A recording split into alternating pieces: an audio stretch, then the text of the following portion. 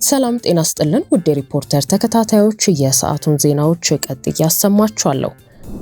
የሻዕቢያና የህወሓት ቡድን የሚያደርጉትን የጦርነት ዝግጅት የትግራይና የኤርትራ ህዝቦች አይደግፉትም ሲሉ ብርጋዴር ጀነራል ጉዕሽ ገብረ ገለጹ። በህወሓት የአርሚ 15 የጦር አዛዥ የነበሩትና በአሁኑ ጊዜ የቡድኑን ጥቂት አመራሮች እኩይ ተግባር ባለመደገፍ ወደ አዲስ አበባ የመጡት ብርጋዴር ጀነራል ጉዕሽ ገብረ ከትግራይ ወጣቶች ጋር ባደረጉት ውይይት እንደገለጹት ትግራይን የገጠሟት ችግሮች በርካታ በመሆናቸው ችግሮቹን ለይቶ መፍትሄ መስጠት ያስፈልጋል። የትግራይ ክልል ጉዳይ የሚመለከተው አካል ሁሉ በክልሉ የተደቀነውን ጦርነት ማስቀረት በሚያስችሉ ጉዳዮች ላይ ትኩረት አድርጎ መስራት እንደሚጠበቅበትም አሳስበዋል። የታቀደውን ጦርነት በጥብቅ ልንቃወመው ይገባል ያሉት ጀነራሉ በዚህም ውጤት ማምጣት የምንችለው በመካከላችን ጦር አንግበው ሀገር ለመበተን የሚጥሩትን በሌላ መቀየር ስንችል ነው ብለዋል። እየተደረገ ያለውን የጦርነት ዝግጅት በክልሉ ያሉት ፖለቲከኞች የሻዕቢያንና የግብጽን ተልዕኮ ለማሳካት የሚያደርጉት እንጂ የትግራይና የኤርትራ ህዝቦች የማይደግፉት መሆኑንም ብርጋዴር ጀነራል ጉዕሽ ገብረ አመልክተዋል። ኋላ ቀር ሲሉ የጠሩት ህወሓት ጥቂት አመራሮች እንዲህ ያለውን ከውጭ ኃይሎች ጋር ቅንጅት የፈጠሩበት ሁኔታ ያመቻቹት ሁኔታዎች ሲበረቱና የቁርጥ ቀን ሲመጣ መሽሎኪያ መንገድ እንዲሆናቸው በማሰብ ነው ሲሉ ጀነራሉ አብራርተዋል። የዲጂታል ግብይት 18.5 ትሪሊዮን ብር ቢደርስም የውጭ ምንዛሪ ክምችት መመናመንና የኪሳራ ስጋት ማጋጠሙን ሪፖርት አመላከተ። የኢትዮጵያ ብሔራዊ ባንክ ዛሬ መጋቢት 7 ቀን 2018 ዓ.ም ይፋ ባደረገው ሶስተኛው ዙር የ2024-25 የፋይናንስ ሪፖርት የሀገሪቱ የፋይናንስ ስርዓት ከፍተኛ የዲጂታል እድገት ቢያሳይም በውጭ ምንዛሪ ክምችት መመናመንና በቢሊዮን በሚቆጠር የኪሳራ ስጋት ውስጥ መውደቁን አመላክቷል። በሪፖርቱ ዓመት የዲጂታል ፋይናንስ አገልግሎት በከፍተኛ ፍጥነት እድገት በማሳየቱ የግብይት መጠኑ 18.5 ትሪሊዮን ብር መድረሱን ጠቅሶ የስኬት ከባድ የተባሉ ማክሮ ኢኮኖሚያዊና ቴክኖሎጂያዊ ስጋቶችም ጭምር የሚስተዋሉበት እንደሆነ ነው ያተተው። የብርን ዋጋ ለማረጋጋት በማሰብ ባንኩ ካለው አጠቃላይ የውጭ ምንዛሬ ክምችት ውስጥ 25 በመቶውን ጥቅም ላይ በመዋል እስካሁን 1.35 ቢሊዮን ዶላር ወደ ገበያው እንዲገባ ማድረጉን ያብራራው ይኸው ሪፖርት ይህም ለወደፊት የሀገሪቱ የውጭ ምንዛሬ አቅርቦት ላይ ከፍተኛ ጫና ሊፈጥር እንደሚችል ጠቁሟል።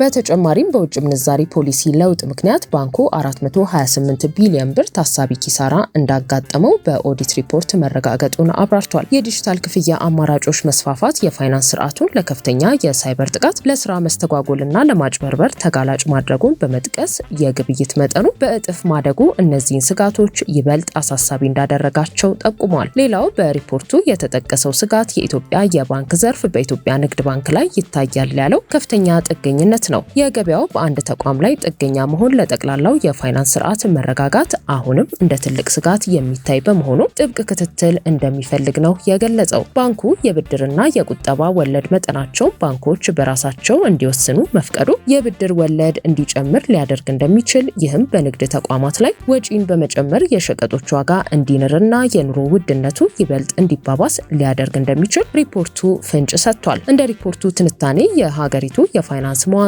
በአንድ ተቋም ላይ መመስረቱ ተቋሙ ላይ የሚደርስ ማንኛውም የፋይናንስ እክል ወይንም የቴክኖሎጂ መስተጓጎል በጠቅላላው የሀገሪቱ ኢኮኖሚ ላይ ቀውስ ሊፈጥር እንደሚችል ነው። ብሔራዊ ባንክ በሪፖርቱ እንዳመለከተው የአንድ ባንክ የበላይነትን ለመቀነስ የግል ባንኮች ያላቸውን የገበያ ድርሻ ማሳደግና የካፒታል አቅማቸውን ማጠናከር ይኖርባቸዋል።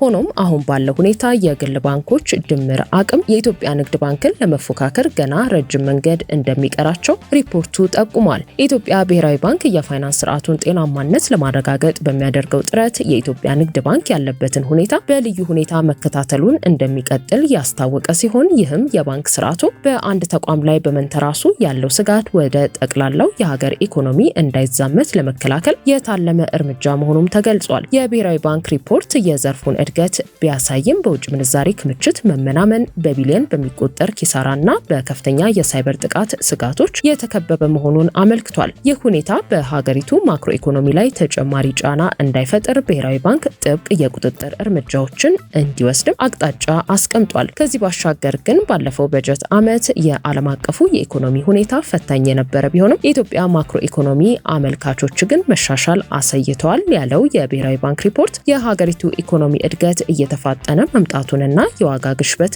መቀነሱ ለፋይናንስ ተቋማት ምቹ የስራ አካባቢ መፍጠሩን ነው ያብራራው። በሰኔ ወር 2025 ዓ.ም የባንኩ ዘርፍ አጠቃላይ ገቢ 646 ቢሊዮን ብር፣ ወጪው ደግሞ 526 ቢሊዮን ብር መሆኑን ተከትሎ የተጣራ 93 ቢሊዮን ብር ገቢ መገኘቱን ጠቅሶ ይህም ካለፈው ዓመት ተመሳሳይ ወቅት ጋር ሲነጻጸር በእጥፍ መጨመሩን አመልክቷል። በተለይም የመንግስት የበጀት ጉድለትና የሀገር ውስጥ ዕዳ መቀነሱ በፋይናንስ ዘርፉ ላይ ሊፈጠር የሚችለውን ተጋላጭነት ቀንሶታል ሲልም አክሏል። ወደ 100 ሺህ የሚጠጉ ደቡብ ሱዳናውያን ወደ ኢትዮጵያ መሰደዳቸውን ዩኒሴፍ አስታወቀ። የደቡብ ሱዳን ጦር በዚህ ወር መጀመሪያ ላይ በተቃዋሚዎች እጅ የምትገኘውን የአኮቦ ከተማን ነዋሪዎች ለቀው እንዲወጡ ባዘዘው መሰረት 100 ሺህ የሚገመቱ ሰዎች ድንበር አቋርጠው ወደ ኢትዮጵያ መሰደዳቸውን የተባበሩት መንግስታት ድርጅት የህፃናት መርጃ ተቋም ዩኒሴፍ በዛሬው ዕለት አስታውቋል። በምስራቃዊው ጆንግሌ ግዛት የምትገኘው አኮቦ በመንግስትና በተቃዋሚ ኃይሎች መካከል በሚካሄደው ውጊያ ምክንያት ደቡብ ሱዳንን ወደ ሙሉ የእርስ በርስ ጦርነት አፋፍ የመለሳት የቅርብ ጊዜ የግጭት ቀጠና መሆኗ ሲነገር ቆይቷል። የሀገሪቱ ጦር የውጭ እርዳታ ድርጅቶችን ጨምሮ ነዋሪዎች ከተማዋን እስከ ፈረንጆቹ መጋቢት 6 ድረስ ለቀው እንዲወጡ ባስተላለፈው ትዕዛዝ መሰረት ጦሩ አኮቦን መቆጣጠሩን ቢገልጽም በመገናኛ ዘዴዎች እጥረት ምክንያት መሬት ላይ ያለውን እውነታ ማረጋገጥ አለመቻሉን አጃንስ ፍራንስ ፕሬስ ዘግቧል። ጦሩ በአኮቦ የሚገኘውን ወታደራዊ ካምፕ የተቆጣጠረ ሲሆን ለደህንነት ሲባልም በአካባቢው ያሉ ህንጻዎችን ማውደሙን የጸጥታ ኃይል ምንጮቹ ዋቢ አድርጎ ዘግቧል። የተባበሩት መንግስታት የህፃናት መርጃ ድርጅት በጆንግሌ ግዛት ውስጥ ከፍተኛ ግጭት መኖሩን ተከትሎ ለህፃናት አስከፊ ሁኔታ መፍጠሩን ገልጾ በዚህም ሳቢያ 100 ሺህ የሚገመቱ ሰዎች ድንበር አቋርጠው ወደ ኢትዮጵያ መግባታቸውን አስታውቋል። በአኮቦ ሆስፒታል ለታካሚዎችና ለቆሰሉ ሰዎች መሸሸጊያ ሆኖ የቆየ ቢሆንም አሁን ላይ ሁሉም ታካሚዎች ለቀው መውጣታቸውን ያመለከተው ዩኒሴፍ በስደት ላይ ያሉ ህፃናት የሚያጋጥማቸው የምግብ እጥረትም አሳሳቢ ደረጃ ላይ መድረሱን ጠቁሟል። ደቡብ ሱዳን እንደ አውሮፓውያኑ አቆጣጠር በ2011 ዓ.ም ነፃነቷን ብታገኝም ብዙም ሳይቆይ በእርስ በርስ ጦርነት፣ ድህነትና የሙስና ቀውስ ተዘፍቃ ትገኛለች። በፕሬዝዳንት ሳልቫኪርና በታሪካዊ ተቀናቃኛቸው ሪክ ማቻር መካከል እንደ አውሮፓውያኑ አቆጣጠር በ2018 የተፈረመው የስልጣን ክፍፍል ስምምነት ከ2025 መጀመሪያ ጀምሮ እየፈረሰ በመምጣቱ በተለያዩ የሀገሪቱ አካባቢዎች ግጭቶች እየተከሰቱ ሲሆን ሀገሪቱ ወደ ሙሉ ጦርነት ትመለሳለች የሚል ስጋትም ነግሷል። ውድ ሪፖርተር ተከታታዮች የሰዓቱ ዜናዎቻችን እነዚህ ነበሩ። ስላደመጣችሁን ከልብ እናመሰግናለን። ዘመኑ የፍጥነት ነው። የዘመኑ ፍጥነት የገባቸው ከጊዜው ጋር እግር በእግር የገሰገሱ ከፍ ያለውን መርጠው የያዙ ከሚተጉ ጋር ነቅተው የሰሩ በጥረታቸው ውጤት እየበረቱ ዘመኑን አሸንፈው ከህልማቸው ከፍታ ላይ ደርሰው ይታያሉ። ከዘመኑ ጋር ለመፍጠን ሲንቄ ባንክ ያቀረበልዎትን ፈጣንና ደህንነቱ የተጠበቀ የዲጂታል ባንኪንግ አገልግሎትን ይቀላቀሉ።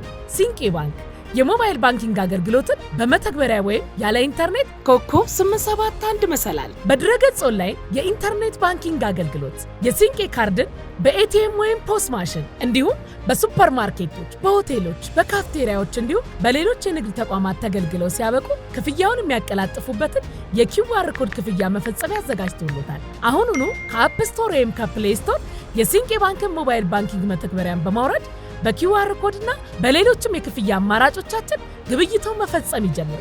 ሲንቄ ባንክ በአንድነት ወደ ስኬት።